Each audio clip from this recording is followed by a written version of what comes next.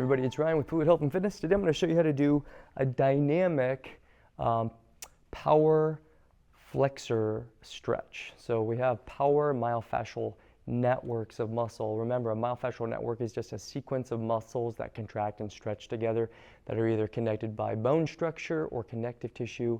And remember, they fire in a sequence. Typically it's inside out or top down.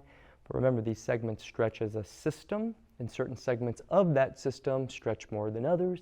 So we want to make sure that we bias the mobility in the segments that are typically overactive. So what does it mean? Well, if I'm going to stretch through this flexor line, which is my pec, my rectus abdominis, and my groin and adductors, or adductor groin complex with my quad, well, I want to move through that whole system into stretch and make sure that that rectus abdominis and my transverse abdominis, the inner unit muscles, don't relax and overstretch. So I'm going to use a real light piece of TheraBand, not a ton of tension. That just gives me some contraction of the antagonist muscle groups behind. And I'm going to go into a split stance kneeling. I'm going to show the right side, and a dynamic stretch for this would be similar to a kneeling stretch where you're working fairly exclusively on the hip flexors and the quads, but this time we're going to work into our pec and our lat, and specifically the lower sheet of the pec and the lat. So again, you're going to take this band, grab it like a hammer grip with your thumb up, and you're going to crunch down without creating pain. Again, set your hip on the left by squeezing your butt. You're going to protract the left shoulder. I'm demonstrating the right here on the left to anchor the shoulder down and compress it. And then you're going to draw the arm overhead behind you and then breathe into it. So I'm protracting, depressing, and reaching arm back, breathing in.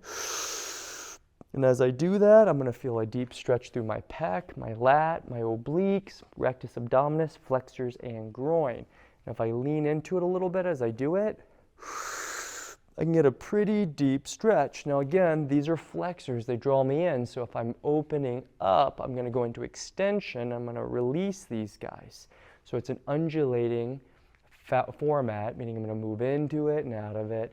I'm going to crunch, breathe in, flex my abdominals, my glute on the right side, bend my left knee, open my right shoulder up, hold, and then breathe out.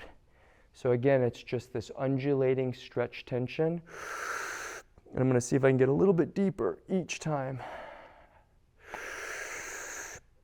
And lean forward. Now again, there should never be pain, so I shouldn't feel pain in the hip or at the knee, in the shoulder, or in the back.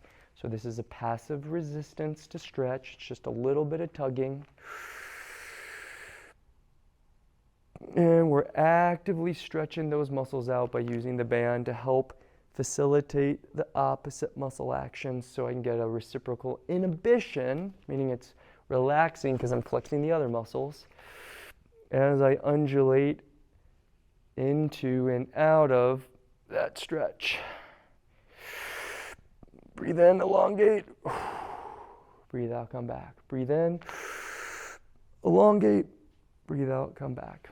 So once again, guys, this is going to stretch through the power superficial flexor line of our body, namely the pec, again, lower lamina of the pec specifically, some of the obliques, rectus abdominis, we really don't want to lose those, so that's going to stay fairly tensed, again, contracted, but we're going to work through the hip flexors, the rectus, and the groin, the power muscles of that flexor line. So once again, it's a nice full body integrated stretch, and we would see that, again, in restriction and mobility for extension.